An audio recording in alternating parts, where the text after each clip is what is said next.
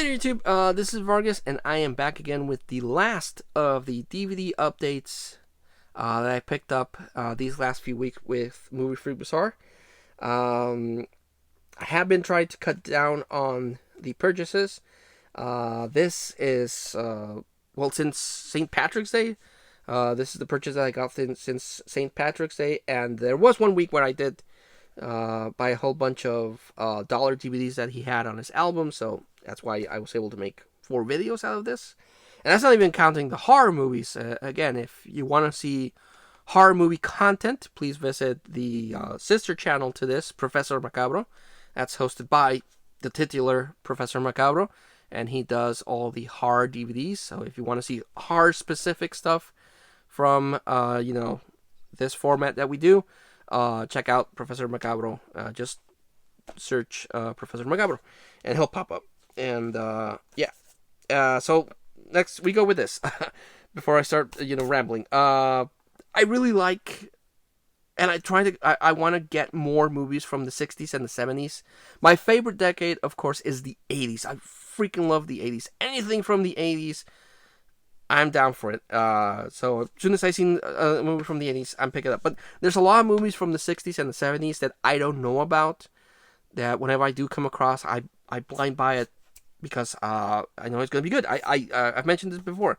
I have, in my older years, a much higher appreciation for older movies and what they did with practical effects, with extras, with, these big sets and stuff, as opposed to newer stuff, which is just CGI. Especially spy thrillers. I really like spy thrillers. So he had this one. I've never seen it. I don't know what it's about, but it's The Spy Who Came In From the Cold. I really like the cover because, again, I've mentioned this before, much like when you would go renting tapes, the only thing you had to go by was the cover and the description. And the description looks really interesting. It's a spy thriller from 1965. So that's my jam. So I picked it up. This one, I'm a little bummed out that it has water damage. That kind of sucks.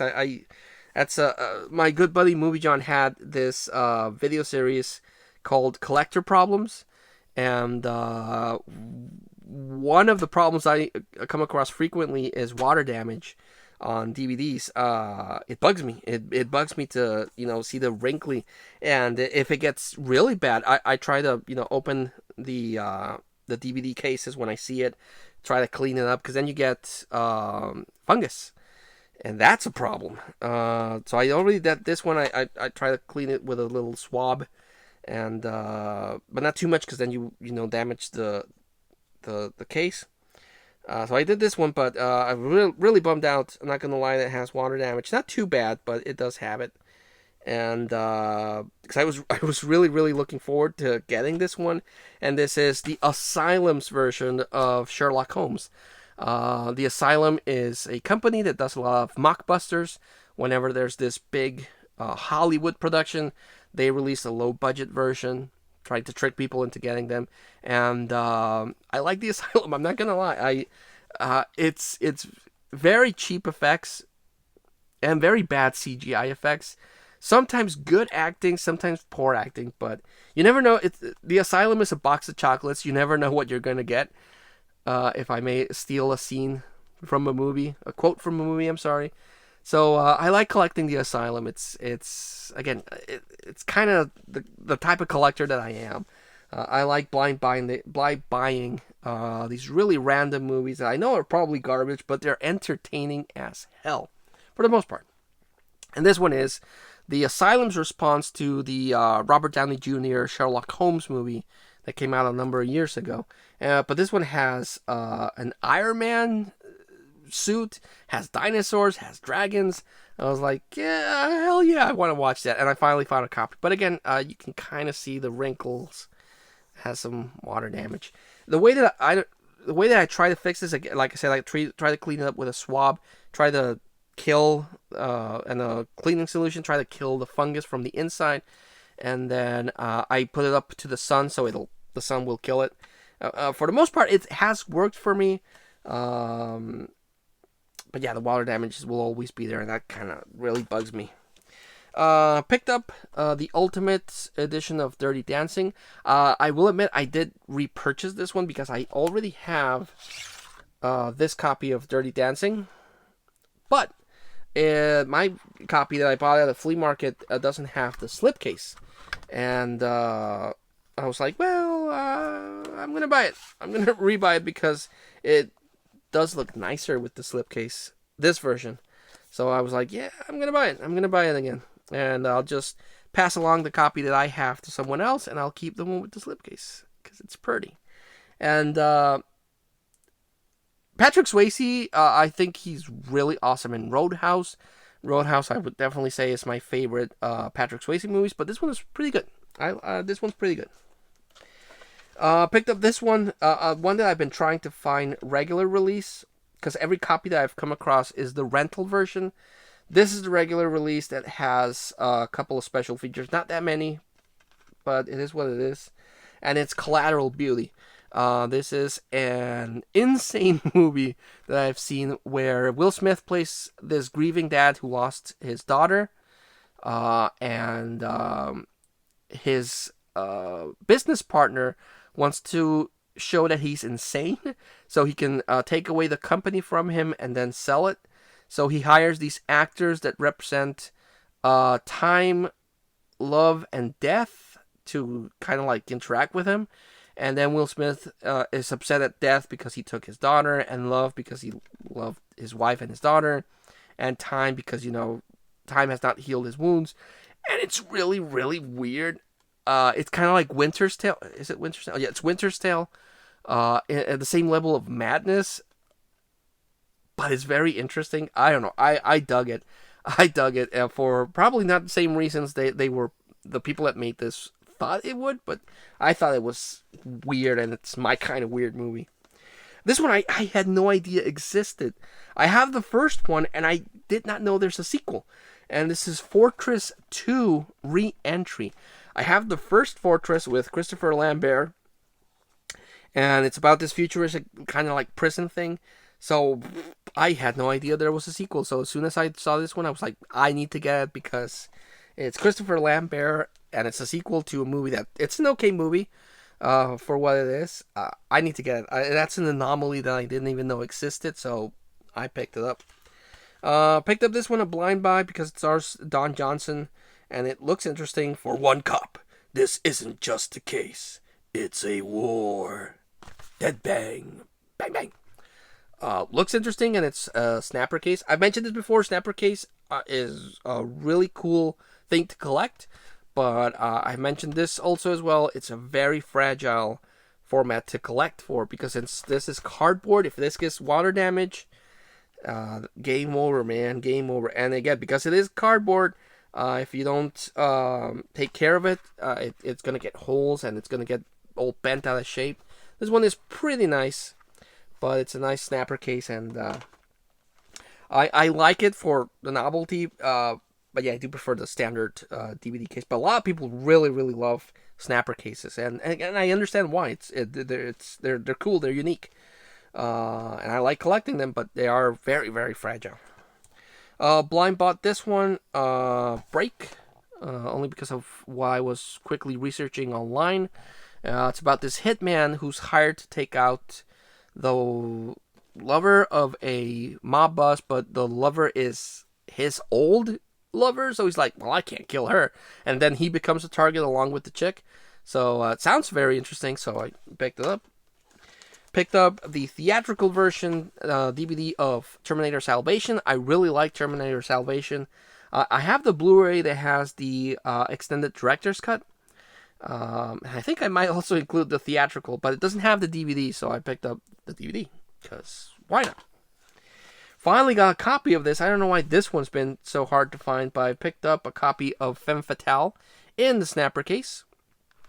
And this is what I was saying about the snapper cases. It's a little beat up on the back, you can see there. But it's a movie that I've not been able to get. It stars Rebecca Romijn Stamos, hot from playing Mystique. And yeah, pick that one up finally. Picked up a widescreen edition of The Fountain because I have a full screen, and like I mentioned before, in the new TVs, unless you put the option to like stretch it, but then the image quality takes a hit. You get black bars all over the place. The widescreen, you only get the normal ones, which is fine. So I had the full screen, and I've been hunting and hunting and hunting for a widescreen edition, and I finally got it. And this is a really trippy movie, very very trippy. But that's Aronofsky's usual MO. It's a very interesting movie, but it's very weird. Picked up this one, another one I already own, but I've never seen this version. And it's Tyler Perry's Diary of a Mad Black Woman. The first Medea movie, because there's a lot of Medea DVDs, but they're the plays. This is, to my knowledge, the first official movie.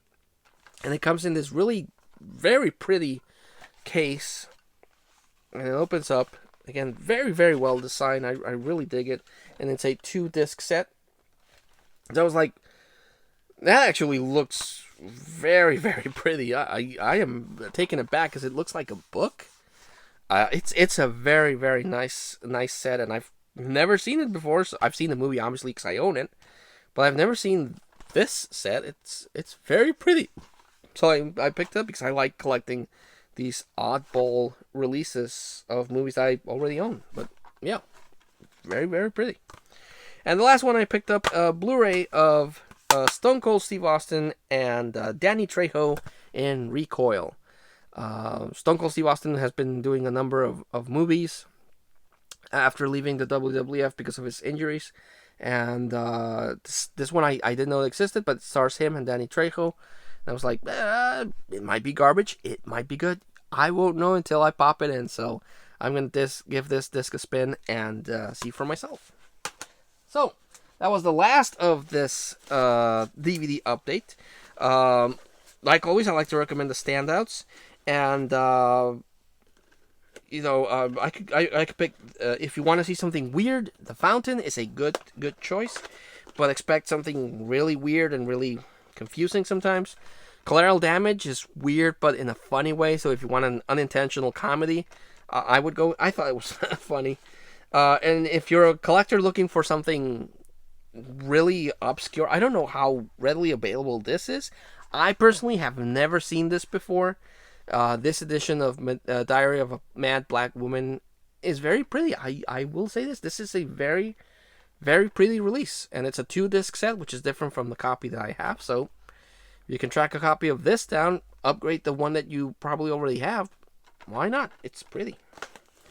So yeah, that was the last of the Movie Freak Bazaar update videos that I have to share for you guys. Again, I did pick up some horror stuff, but that's with Macabro. Check out the channel there if you want to see horror related stuff. And I do have, I might see him in the next week or the following one, stuff through Power Movies. I have not been able to get together with him, and he has quite a bit of stuff on hold for me, so I need to get something together and pick up the stuff, because but yeah, this is the Movie Freak, so expect another batch whenever I go with him, but next in the line will probably be the Power Movies one. But thanks so much for watching. Thanks so much for commenting, if you would be so kind to do so, for your likes. That helps the YouTube algorithm. Take care. Things seem to be starting to get back to normal. I see more activity and stuff. But still, stay safe. Take care, and I'll see you in the next series of videos.